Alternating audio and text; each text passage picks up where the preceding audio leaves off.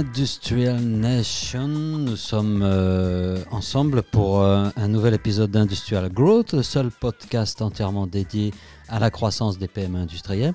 Aujourd'hui, c'est un épisode un peu spécial puisqu'on va parler de la toute nouvelle plateforme Marketing Hub Enterprise qu'a lancé HubSpot récemment. Il y avait déjà un Marketing Hub, mais des nouvelles fonctionnalités qui font qu'aujourd'hui, le Marketing Hub Enterprise, c'est vraiment un outil que vous allez pouvoir utiliser si vous êtes de la taille d'une enterprise, c'est-à-dire si vous êtes plutôt un gros consommateur de ce type d'outils et si vous avez des besoins assez importants. Et bien c'est parti, on se rejoint tout de suite pour une petite présentation de ces fonctionnalités.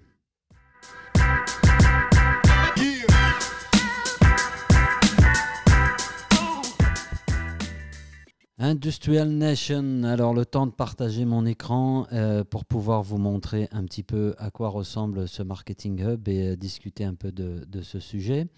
Donc là, normalement, vous voyez mon écran, tout est OK, on n'est pas trop mal.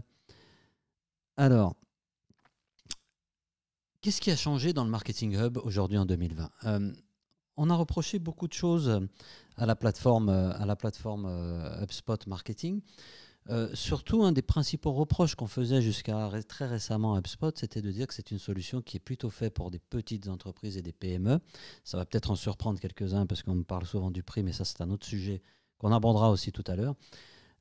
HubSpot était quelque chose qui était vu principalement pour des PME, des entreprises avec des besoins assez modérés, donc la taille on va dire du milieu de marché, le mid-market. Ces solutions pour PME, elles ont un avantage, c'est qu'elles sont très souvent assez faciles à utiliser, c'est-à-dire qu'elles vont pouvoir vous permettre d'accéder à tout un tas de fonctionnalités en privilégiant la facilité d'utilisation. Et ça va un petit peu en contradiction avec ce qu'on attend parfois d'un système de type enterprise. Alors, ce que j'appelle là aujourd'hui un système enterprise, c'est pour une boîte qui a des besoins importants, qui a souvent plusieurs équipes marketing, qui peut avoir plusieurs marques ou plusieurs filiales dans différents endroits du monde ou du pays, qui peut travailler avec des réseaux de distributeurs. Voilà, une entreprise qui a une certaine taille, voire même certaine et très certainement importante, et donc qui va avoir des besoins beaucoup plus complexes. La difficulté, c'est que quand ça devient complexe, quand ça devient très puissant, ça devient beaucoup moins facile à utiliser.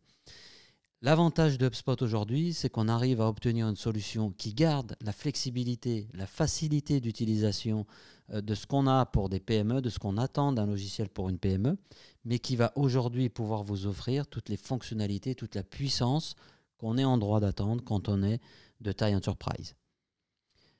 Alors, parmi les choses importantes à dire quand on parle de HubSpot, c'est que, encore une fois, c'est une plateforme qui va souvent être qualifiée de plateforme pour les PME.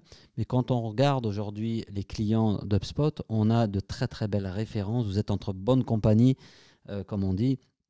Si vous êtes de taille enterprise, on retrouve par exemple Atlassian, on retrouve des boîtes comme G2, on retrouve des boîtes comme Airstream avec des marques internationales. Voilà quelques exemples de marques qui utilisent aujourd'hui la plateforme HubSpot Enterprise. HubSpot, bien sûr, utilise sa propre plateforme, Subaru. Donc, on est sur des entreprises aujourd'hui qui ont une taille internationale. Ici, vous voyez le logo de Randstad. Et donc, qui vont pouvoir, avec une seule plateforme, avec un seul Hub Enterprise, gérer leur marketing quasiment worldwide en donnant des permissions à tout un tas d'équipes un peu partout dans le monde. Et donc, l'avantage, c'est que vous allez consolider les datas que vous récupérez et vous allez utiliser un seul outil pour toute votre entreprise. Un élément très très important, donc on va passer en revue un peu ensemble les différentes fonctionnalités, les différents atouts de la solution Marketing Hub Enterprise. Et un des premiers éléments dont j'avais envie de vous parler ici, c'est la sécurité et la confidentialité. On a beaucoup parlé l'année dernière, enfin il y a 2 ans, de RGPD, on en parle toujours, c'est quelque chose qui est très important quand vous avez ce type d'entreprise. Et l'autre point qui est primordial, c'est la sécurité et l'accessibilité des données, évidemment.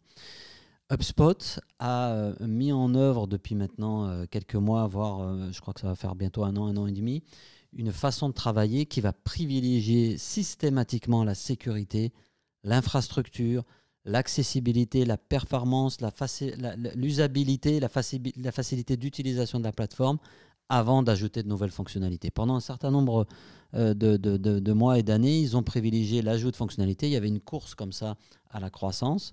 Et puis, ils se sont, à un moment donné, aperçus que ça pouvait se faire parfois au détriment de la sécurité. Il y a eu notamment un crash il y a 1 an et demi qui était le premier et le plus gros crash qu'a subi HubSpot, qui n'était pas le seul concerné, mais qui a eu beaucoup de peine à identifier le problème.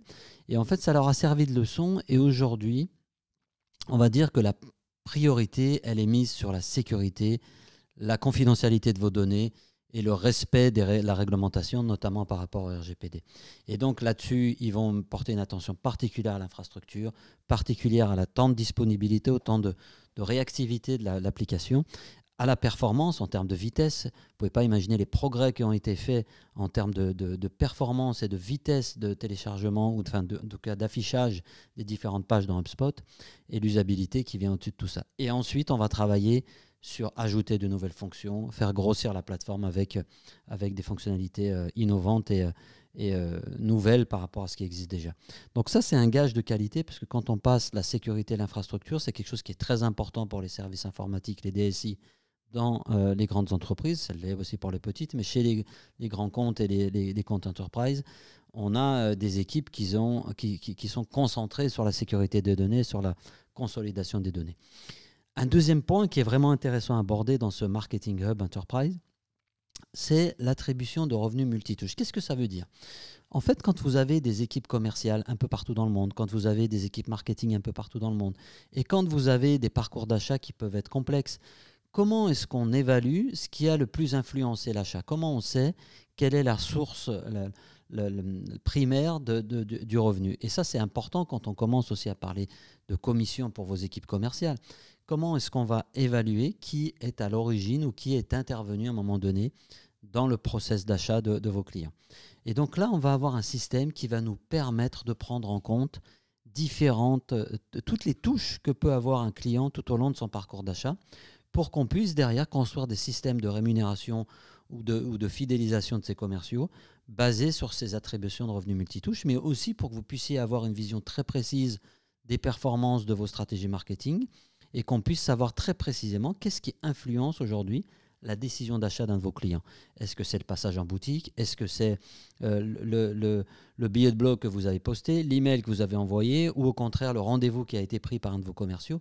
Ici, on va pouvoir avoir une évaluation très précise des actions marketing et leur impact dans l'acte d'achat. Donc l'attribution revenu multitouche va vous permettre de construire des dashboards avec des modèles préétablis et des dashboards qui ne sont pas conçus pour des data scientists. C'est-à-dire que vous allez pouvoir, en tant que marketeur, sans forcément avoir de connaissances très poussées dans la manipulation des data, avoir des tableaux de reporting clairs, précis, qui vont vous permettre d'évaluer un peu l'impact de vos stratégies marketing.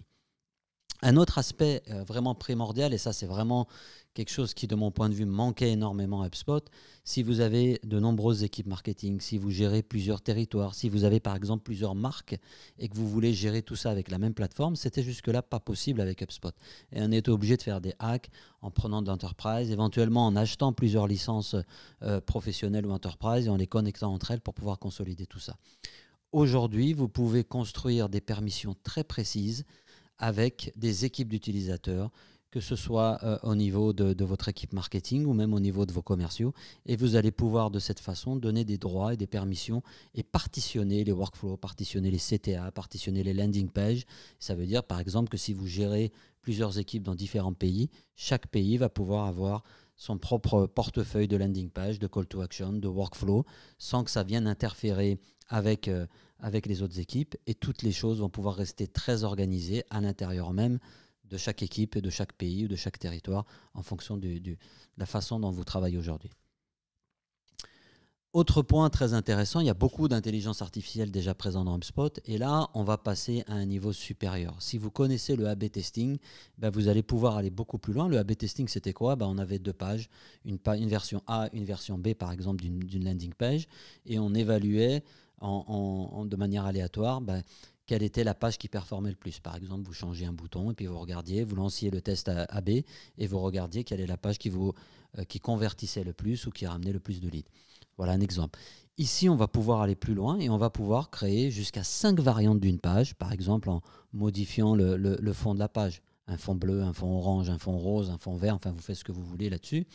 Et en lançant ces différentes versions en même temps, HubSpot, grâce à l'intelligence artificielle, va automatiquement vous dire et choisir quelle est la page la plus performante par rapport aux critères qu'on aura définis, notamment aux critères de conversion, de soumission du formulaire par exemple. Donc ça veut dire que vous avez moins à vous soucier de tout ça, vous lancez vos 3 ou 4 versions, vous créez vos 5 versions, vous lancez le truc et vous laissez HubSpot choisir le gagnant pour vous. Autre point primordial, quand on est une entreprise d'une certaine taille, mais c'est valable aussi la plupart du temps pour des entreprises de taille plus modeste, notamment pour des PME industrielles, on parle beaucoup d'account-based marketing. En gros, c'est que vous allez pouvoir utiliser à l'intérieur d'HubSpot avec de nouvelles propriétés et une fonctionnalité spécifique à ce travail-là, vous allez pouvoir cibler des comptes. Exemple, vous travaillez avec un constructeur automobile, vous avez bossé avec l'une de ses usines et vous avez besoin d'aller toucher toutes les autres usines partout en France ou partout dans le monde. Eh bien, vous allez pouvoir lancer de véritables campagnes d'account-based marketing, de marketing basé sur les comptes. Je prends un exemple, je veux attaquer Renault, eh bien, je vais pouvoir lancer des campagnes et des stratégies spécifiquement pour cette entreprise-là. Et je vais pouvoir mesurer un peu tout ça, identifier les différents interlocuteurs et voir un petit peu quel est le rôle de chacun et comment chacun va réagir à mes différentes actions, de façon à pouvoir avoir une vue globale de ce qui se passe dans mon compte, en gros. Et ça vous permet d'aller très très loin quand vous faites de l'account-based marketing et d'aller cibler les bonnes personnes dans l'entreprise qui vous intéresse. Et donc là, vous allez avoir accès à des rapports, à des fonctionnalités supplémentaires qui facilitent la mise en place de campagnes d'account-based marketing dans votre plateforme HubSpot. Autre point intéressant, le marketing conversationnel, ça on en a beaucoup parlé, les chats, les chatbots. Aujourd'hui, le chatbot d'HubSpot était assez abouti, mais finalement restait assez modeste dans les possibilités qui étaient offertes. Là, avec le Marketing Hub Enterprise, dorénavant, vous allez pouvoir avoir un ciblage beaucoup plus précis et utiliser des webhooks pour déclencher le chat. Vous allez pouvoir vraiment déclencher le chat avec des actions très très précises et donc vous allez pouvoir par exemple en fonction de la localisation d'un visiteur, de son comportement sur une page, de l'endroit d'où il est arrivé, exemple vous voulez privilégier les visiteurs qui sont venus des campagnes que vous avez pu lancer sur AdWords, vous allez pouvoir générer des fenêtres de chatbot spécifiques en fonction du comportement ou de tout un tas de critères. Et donc, une expérience du marketing conversationnel beaucoup plus poussée, extrêmement personnalisée, extrêmement ciblée, et qui vont vous permettre de faciliter, de rendre plus agréable l'expérience de vos utilisateurs par rapport à ces chats et à ces chatbots. Évidemment, qui dit évolution dans la plateforme Marketing Hub dit aussi évolution des capacités. Alors, il y a des concurrents d'HubSpot, pour ne pas les citer, comme Oracle et Eloqua, qui ne vont pas forcément vous parler de limites en termes de capacité par rapport au workflow, par rapport au rapport que vous pouvez mettre en place. Mais on sait très bien que quand vous atteignez un certain niveau ou un certain nombre de workflows mis en place, la machine commence à avoir du mal à avancer. Donc la philosophie d'HubSpot, c'était dès le début de limiter un petit peu ces workflows et de vous permettre de discuter avec eux si vous avez des besoins un peu spécifiques. Là, dans le Marketing Hub, dans le nouveau Marketing Hub, on va pouvoir créer jusqu'à 1000 workflows, 200 rapports personnalisés, jusqu'à 25 tableaux de bord avec 20 rapports par tableau de bord. Donc vous avez une capacité qui est quasiment illimitée avec ces nouvelles possibilités. Et puis si jamais vos besoins dépassent ces besoins-là, dépassent ce qui vous est offert, il y a toujours la possibilité de discuter avec quelqu'un chez HubSpot pour pouvoir voir comment on peut élargir un peu en fonction de vos besoins spécifiques. Mais croyez-moi, avec ça, vous avez déjà largement de quoi faire, même si vous êtes en mode enterprise et que vous êtes un grand compte qui a énormément de besoins par rapport à tout ça. Les événements personnalisés, alors ça, on touche à des choses un peu plus techniques, mais typiquement, je vais pouvoir créer des actions marketing basées sur les comportements du visiteur sur le site. Pas uniquement parce qu'il a visité telle page ou puisqu'il a cliqué sur tel CTA ou parce qu'il a soumis tel formulaire, mais je vais pouvoir, en utilisant l'API JavaScript, identifier des actions sur ma page, sur la page de mon site et déclencher derrière des actions marketing, typiquement un workflow qui pourrait être généré après une certaine action sur la page d'un site par le visiteur, par exemple, qu'il ait passé sa souris sur tel endroit, qu'il ait ouvert telle fenêtre accordéon, ou bien sur votre logiciel, si vous êtes un vendeur de logiciels en mode SaaS, vous allez pouvoir attacher des comportements, des actions qui se réalisent sur la plateforme que vous vendez, sur le logiciel que vous vendez. La gestion des préférences email, c'est aussi quelque chose de très important. En France, on peut gérer les préférences d'email et les façons d'envoyer des emails à nos contacts de manière un peu différente que la filiale allemande ou que la filiale suisse ou anglaise. Donc, on va pouvoir avoir pour chaque équipe la possibilité de gérer ses préférences d'email et notamment d'offrir différents types d'abonnements accessibles dans chaque région, dans chaque franchise, pour chaque franchise ou pour chaque équipe. Donc ça, évidemment, c'était un peu le must pour une entreprise qui est en croissance et qui a besoin de gérer de manière très fine les permissions et les envois d'emailing. La sécurité est renforcée. Quand on est en mode enterprise, on a un certain nombre de contraintes au niveau de la sécurité. Donc, il y avait déjà l'authentification de facteurs qui est présente nativement sur tous les portails HubSpot. Et là, vous allez pouvoir utiliser le SSO, le Single Sign-On, par rapport à ce que vous avez pu mettre en place dans l'entreprise. Et donc, vous allez pouvoir connecter HubSpot à tout ça et ajouter une couche de sécurité supplémentaire en exigeant une authentification unique pour toutes les connexions, y compris pour les connexions mobiles. Donc, on ajoute de la sécurité en utilisant votre propre système d'authentification interne. Une des forces d'HubSpot, c'est le fait que HubSpot devient un hub central. HubSpot, le Marketing Hub Enterprise, est évidemment étroitement intégré au Sales Hub, au Service Hub, mais il va être aussi intégré à des centaines d'applications que vous utilisez aussi dans votre écosystème digital. Et par exemple, ça peut inclure votre propre CRM si vous êtes sur Salesforce ou sur d'autres CRM qui sont dorénavant connectés ou qui peuvent se connecter très facilement via l'API, via les API avec la plateforme HubSpot. Donc ça veut dire vous utilisez par exemple un système de gestion des candidatures pour votre recrutement, vous pouvez connecter à HubSpot. Vous avez un certain nombre de logiciels pour traiter vos données, traiter vos datas, vous allez pouvoir les connecter à HubSpot, soit par les API, soit par rapport aux applications natives. Il y a tous les jours de nouvelles applications qui annoncent leur intégration avec HubSpot. Il en existe déjà des centaines et ce nombre va continuer à croître parce que HubSpot mise beaucoup sur l'ouverture de sa plateforme pour permettre et pour mettre à votre disposition une pile techno qui soit vraiment robuste et qui vous permette d'intégrer les outils de votre écosystème. Une petite remarque au passage, les utilisateurs d'HubSpot plébiscitent HubSpot, le site G2 qui recueille des avis d'utilisateurs. Eh ben, sur cette plateforme-là, les utilisateurs de G2, les utilisateurs de HubSpot sur G2 ont donné à HubSpot une note de 8,5. C'est 1,4 points de plus que Marketo, par exemple, qui est un des principaux concurrents d'HubSpot. Et HubSpot est loin devant quand il s'agit de satisfaction client, quand il s'agit d'utilisation par ses propres clients. Quand vous êtes sur Enterprise, ben vous êtes en droit d'exiger un peu plus de services. Sur Enterprise, vous avez un responsable dédié chez HubSpot, vous allez avoir un interlocuteur unique, vous allez avoir une facilité d'intégration puisque la plateforme Enterprise d'HubSpot s'intègre en moyenne 40% plus rapidement que les autres offres concurrentielles sur le marché.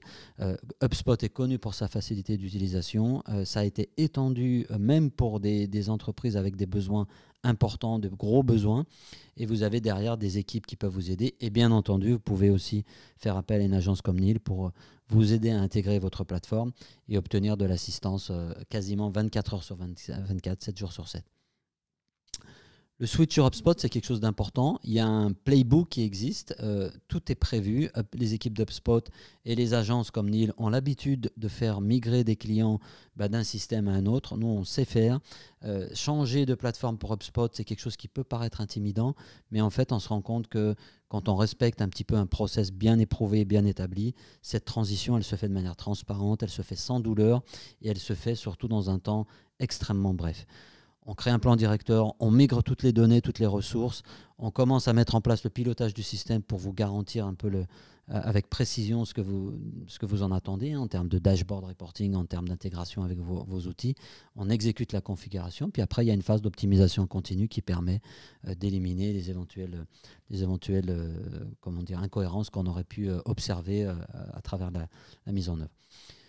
Roadmap d'HubSpot, je vais vous le partager avec cette présentation. Il y a un roadmap qui est prêt. Il y a beaucoup de choses qui sont sur le métier, en cours de développement, des campagnes, une plateforme de reporting beaucoup plus puissante, des ajouts sur la partie conversation, l'automatisation avec la vidéo. C'est quelque chose qui est important. La vidéo est intégrée via Vidyard sur HubSpot aujourd'hui.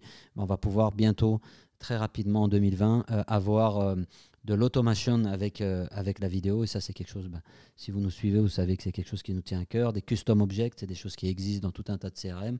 HubSpot est en train d'avancer à grands pas sur ce sujet. C'est une attente forte de la communauté d'utilisateurs d'HubSpot aujourd'hui.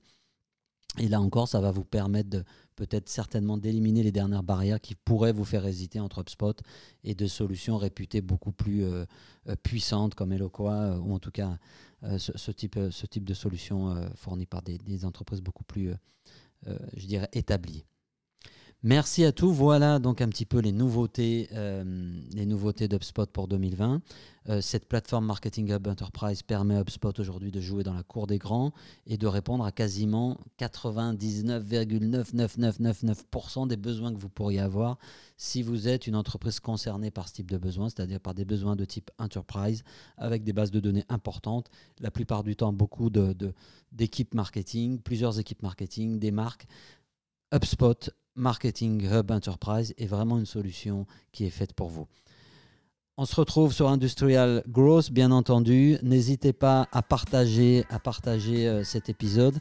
Retrouvez-nous sur video.agenceniel.com pour d'autres contenus de ce type. Et puis, n'hésitez pas à me faire du feedback si vous avez un avis à donner sur cet enregistrement. À bientôt.